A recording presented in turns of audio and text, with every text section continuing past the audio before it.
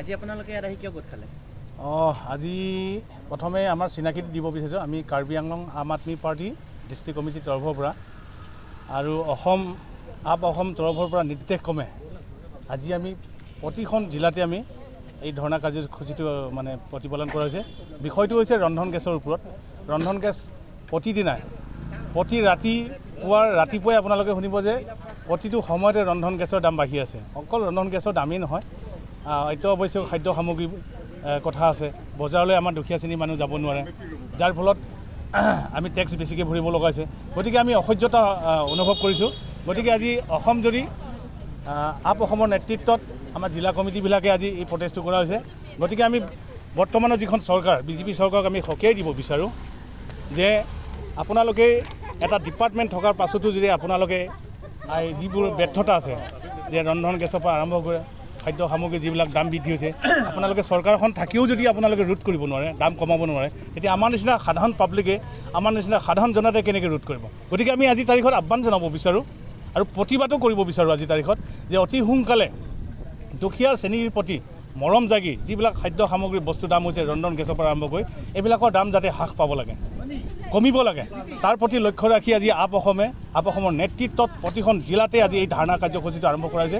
গতিকে আমি বৰ্তমানৰ চৰকাৰখন অসম চৰকাৰ, ভাৰত চৰকাৰ আৰু আমাৰ কাৰ্বি আংলঙৰ যিখন অট'নমাছ কাউন্সিল আছে ডক্টৰ মাননীয় তুলিৰাম ৰহাংদেৱকো আমি আজি সকীয়াই দিব বিচাৰিছোঁ। তেখেতক ক'ব বিচাৰিছোঁ যে দামৰ প্ৰতি যদি লক্ষ্য নাৰাখি আপুনি বিফলতাৰ ফালে যদি যায়, দুখীয়াৰ যদি মাথাত যদি আপুনি মাৰিব বিচাৰে, তেতিয়াহ'লে অনাগত দিনত আপোনাৰো অসুবিধা আছে। আপোনাৰ মাথাত ৰাইজেই মাৰিব। তেতিয়া আপোনাৰ চৰকাৰ যদি নাথাকিব, আপুনি পাছত কি কৰিব? আপোনাৰ ভৱিষ্যত কি কৰিব? আপোনাৰ পৰিকল্পনা কি আছে? গতিকে ৰাইজক লৈ আপোনালোকে পৰিকল্পনা কৰক। গতিকে মই আহ্বান জনাব বিচাৰোঁ আম আদমি পাৰ্টিৰ তৰফৰ পৰা, জিলা কমিটিৰ তৰফৰ পৰা, যে সময় থাকোঁতে আপোনালোকে দাম ৰোধ কৰক। আমাৰ ক'ব লগা একো নাই। ৰাইজেই ৰজা। ৰাইজক যদি আপুনি জয় কৰিব পাৰে, ৰাইজক যদি জিকাই ৰাখিব পাৰে, ৰাইজৰ প্ৰতি যদি চেনেহ দয়া আছে, তেতিয়াহ'লে আপোনাৰ প্ৰতিও দয়া চেনেহ থাকিব। যদি আক্ৰোশভাৱে আপুনি অন্যায়ভাৱে ৰাক্ষস মানৱ যদি হয়, দানৱৰ দৰে কাম কৰে, তেতিয়াহ'লে মানৱে আপোনাক কেতিয়াও নেৰিব। গতিকে সময় থাকোঁতে আপোনালোকে কাম কৰক। আজি সকীয়াই দিছোঁ আম আদমি পাৰ্টিৰ পৰা আৰু ৰেহাই দিয়া নব সাধাৰণ ৰাইজ। আম আদমি পাৰ্টি মানে সাধাৰণ ৰাইজ। সাধাৰণ ৰাইজে যেতিয়া জাগিব, কাৰো নিষ্ঠা নাথাকিব। নিষ্ঠা নাথাকিলে কি হ'ব? বিফলতা তাতে তেওঁলোকে পৰাজয় কৰিব লাগিব। গতিকে অনাগত দিনত ধাৰাবাহিকভাৱে আমি খাদ্য সামগ্ৰীৰ ওপৰত, ৰন্ধন গেছৰ ওপৰত আমি মাত মাতি যাম আৰু এই আমাৰ কাম্য, এই আমাৰ কৰ্তব্য, সাধাৰণ ৰাইজৰ ওপৰত আমি কাম কৰি যাম বুলি আজি প্ৰতিশ্ৰুতিবদ্ধ আপোনালোকক ক'লোঁ। নমস্কাৰ। কাৰ্ডম জয় আই অসম। আচল লক্ষ্যটো হৈছে শিক্ষাৰ ওপৰতে আমি গুৰুত্ব প্ৰদান কৰিছোঁ। শিক্ষা ব্যৱস্থা, স্বাস্থ্য, কৃষক, আই মাতৃ। গতিকে আমাৰ শিক্ষা যদি নহয়, আমি শিক্ষাৰ অবিহনে মানুহ জীয়াই থাকিব নোৱাৰে, এইটো প্ৰমাণিত হৈছে। আপোনালোকে জানিছে আজি 3 দিনৰ আগত মনীষ চিচুডিয়া আমাৰ শিক্ষামন্ত্ৰী দিল্লীত তেওঁক এৰেষ্ট কৰিছে। শিক্ষামন্ত্ৰীজনে এনেকুৱা এটা আৰ্হিক তৈয়াৰ কৰিছে বিশ্বৰ ভিতৰতে, বিশ্ববাসীয়ে মনীষ চিচুডিয়াক গ্ৰেপ্তাৰ কৰাৰ বাবে তেওঁ চকুলো টুকিছে।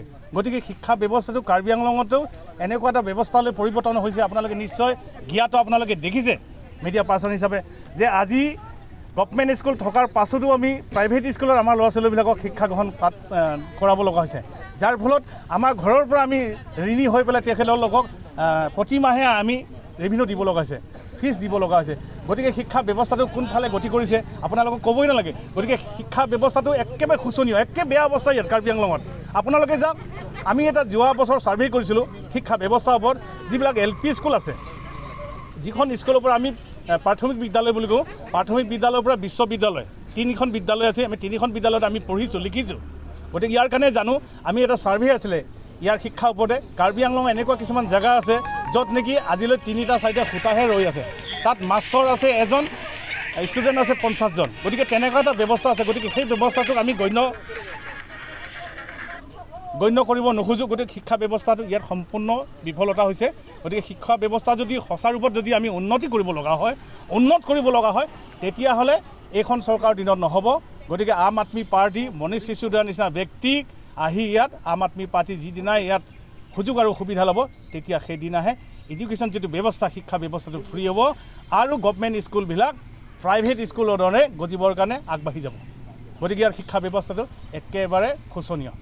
শিক্ষা ব্যৱস্থাটো আৰু পৰিত্ৰাণ পাম আমাৰ মা বাপবিলাকে, পৰিয়ালবিলাকে, তাৰ ওপৰত আমাৰ কোনো আশা আৰু ভৰসা নাই। গতিকে এই ব্যৱস্থাটো এইখন চৰকাৰে সম্পূৰ্ণ ফেইল হৈছে।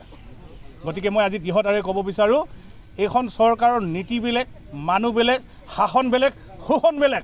আজি চাওক কাৰ্বি আংলঙৰ যিবিলাক বনাঞ্চল আছে, শিলৰ পৰা, পানীৰ পৰা, বালিৰ পৰা গছ গছনিলৈকে ৰেহাই পোৱা নাই এইখন বিজেপি চৰকাৰত আৰু শিক্ষা ব্যৱস্থাটো তেওঁলোকে কি কৰিব গতিকে পৰিত্ৰাণ পাব লগা হ'লে মই আহ্বান কৰিছোঁ কাৰ্বি আংলং ৰাইজক আহক আমি একত্ৰিতভাৱে এককভাৱে আমি কাম কৰিম আৰু কাৰ্বি আংলংখন নতুনভাৱে নিৰ্মাণ কৰিম শিক্ষা ব্যৱস্থা নহওক বহু ব্যৱস্থা আমি ঠিক কৰিব লগা আছে আজি চাওক যদি আপুনি ডিফুৰ পৰা ৰাওনাকা গুৱাহাটীলৈকে যিটো ব্যৱস্থা ৰোডৰ ব্যৱস্থা আৰু কাহানিবাই সেই ব্যৱস্থা হৈছিলে ৰাস্তাৰ সেইটো শেষ আৰু নদী ফালে যদি চাব নদীয়ে চকু পানী টুকি আজি নদীৰ যি খনন চলিছে খনন কাৰ্য আজি পাহাৰে কান্দিছে আজি ভৈয়ামে কান্দিছে আজি গছে কান্দিছে আজি গতিকে মানুহে কান্দাটো বেলেগেই কথা খালি মানুহক মাৰিবলৈ বাকী আছে ভিতৰে ভিতৰে কুঙা পেলাই গৈছে শিক্ষা ব্যৱস্থাটো ক'ত থাকিব গতিকে মই আহ্বান কৰিব বিচাৰোঁ সময় থাকোঁতে ৰাইজক আহ্বান কৰিছোঁ একত্ৰিত হৈ আমি যদি সংগ্ৰাম আকৌ পুনৰ আমি নকৰোঁ তেতিয়াহ'লে আমি মানৱ জাতি ইয়াৰ পৰা হেৰাই যাব লাগিব এইখিনিয়ে মই আপোনালোকক ক'লোঁ অনাগত দিনত আমাৰ ধাৰাবাহিকভাৱে যি অনুষ্ঠান চলিব আপোনালোকৰ মিডিয়া যোগেদি আমি জনাই ঠিক আছে নমস্কাৰ কাৰ্ডম জয় আই অসম